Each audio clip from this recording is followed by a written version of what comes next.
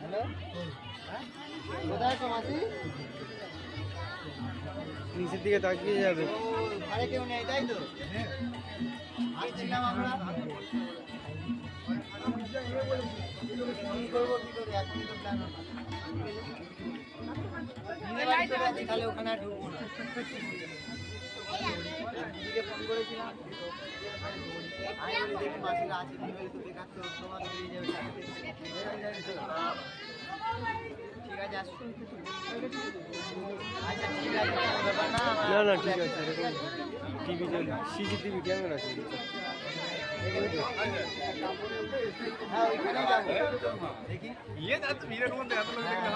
শোনো তো আমাদের, আমি আছি, সেই সৌরভ, আমার সৌরভ, অন্য সৌরভ।